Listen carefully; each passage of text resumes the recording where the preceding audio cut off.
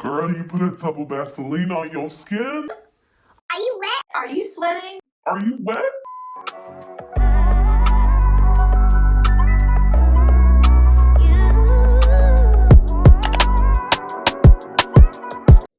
Hey guys, welcome back to my channel. If you're not subscribed, please hit that subscribe button. It really helps me out. I just want you guys to excuse my wrinkly comfy clothes. We're quarantining, we're trying to stay at home, and I'm not about to dress up when I'm not going anywhere. So yeah, let's just disregard my comfy clothes. I'm so comfy and I love it. So if you're here, you obviously have very oily skin. I can relate. I have super oily skin and I battled it all my teenage years and I'm still battling it now. And I've done a lot of research that has really helped me out. So I'm going to share them with you. So stay tuned. Okay, so for those of you who are wondering why you have oily skin or are looking for a more biological explanation as to why your skin is so oily, here it is. So basically in our skin we have sebaceous glands. The sebaceous glands produce sebum, and sebum is really good for your skin. However, sometimes the glands produce too much sebum and that is what creates the oil in your skin. Some people have dry skin, some people have very oily skin, and it's mainly because of either genetics, lifestyle, or the environment that you live in. So the sebum creates oil in your skin, and oily skin can cause very shiny and wet looking skin. Like, Girl, you put a tub of Vaseline on your skin? Are you wet? are you sweating? Are you wet? Yeah. Or it can clog your pores, and clogged pores obviously cause acne. So, and I battled this when I was a teenager. I had very oily skin, which led to so much acne. But like I said, stay tuned and you'll find out how I kind of maintained my oily skin in a way. So the first thing is you need to make sure that you're washing your face twice a day. And what helps me is using warm water, not hot water, because hot water obviously will irritate your skin. And I know a lot of people think that cold water is the best to wash your face in, and yes it is. It does actually like minimize the size of your pores when you wash with cold water. However, when you have oily skin, I think warmer water is better because it actually helps remove all of that excess oil and dirt that's left on your skin, including makeup and such. And it's also very important that you have a very good cleanser. So this is my favorite, this is my favorite. Those are both really good for oily skin. The second thing that is really required if you have oily skin is toner.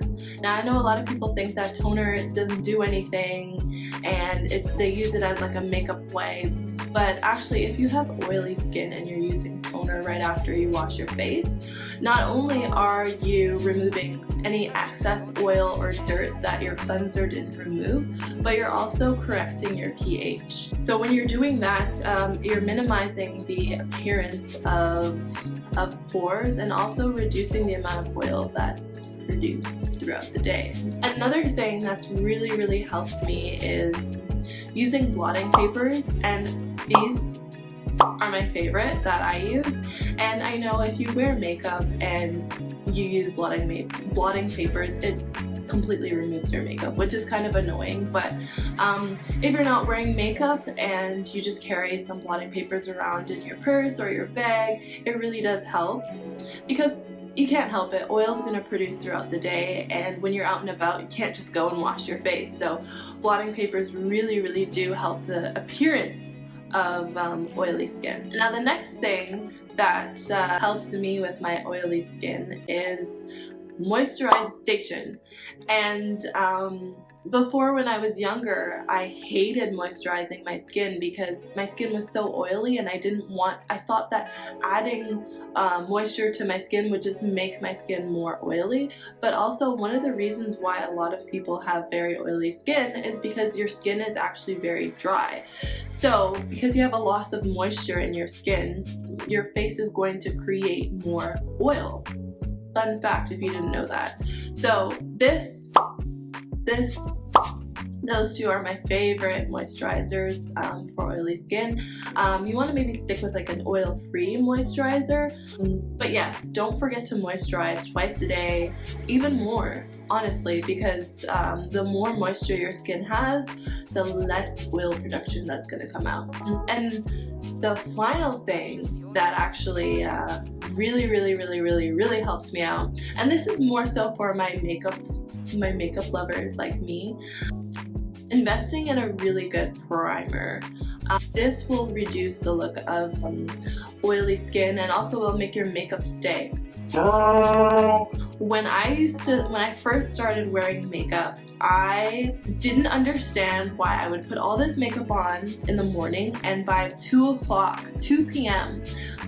I had no makeup on, and it's because my skin was so oily that the makeup wasn't sticking on my face. So investing in a really good primer will also help your makeup stay on, and it will also help the look of oily skin. The look of the oily, shiny skin, and also makes your skin a little bit more matte. So this one is my favorite primer, and I don't even have any other primers that can compete with that one because it's so good. It reduces the look of large pores, it keeps my makeup on, and also helps me stay matte all day. And last but not least, face masks. Face masks will actually help your skin, and I would recommend using a face mask like maybe twice a week, or it depends on your schedule, I guess, but don't overdo it. Too much of anything is no good. But yeah, so there's face masks that can also absorb the oil from your skin, and there's also face masks that will add moisture to your skin, which, like I said at the beginning, moisture is good for oily skin. It is very good. This one is really good to remove the oils, and this one is really good to add moisture to your skin. By adding moisture, you're keeping your skin hydrated, and again, it reduces the level of oil that's produced throughout the day. Using a mask that reduces the amount of oil is also really good. Both help. So I would say maybe use one mask that adds moisture, and then throughout the week use another mask that removes the oil from your skin. And the last and final thing is drinking water. So now imagine, if your insides are dehydrated, naturally your skin is going to be dehydrated as well. And from back to what I said at the beginning, when you have dry skin, your body will produce more oil. So if the inside and outside of your body is hydrated from the general water consumption that you're supposed to have, I don't know, I guess depending on your weight, you're supposed to have a certain amount of water. You can Google it, but if you stick to that, then your body will naturally become more hydrated, which will then send signals to the brain to say, girl, your body is hydrated. I don't need to produce no more oil. Cool. No more oil. Well, at least no more overproduction of oil. So just make sure to drink your water, and once your skin is properly hydrated inside and out, the sebaceous or the oil glands in the skin will stop producing oil. Simple, right? Very simple. So if you follow all these steps, you will have less oily skin. So I really hope this helps. Comment below if you have any other tips and tricks. So one thing that I want everyone to know is all skins are beautiful, all colors, tones, textures are all beautiful. So don't be ashamed. Just honestly, Google and YouTube is great. It helps you find all these different regimes that are great for you. So look into them, and everyone is beautiful, and I hope you guys have a great day. Thank you so much for watching, and don't forget to comment, like, and subscribe. Share this video with your friends.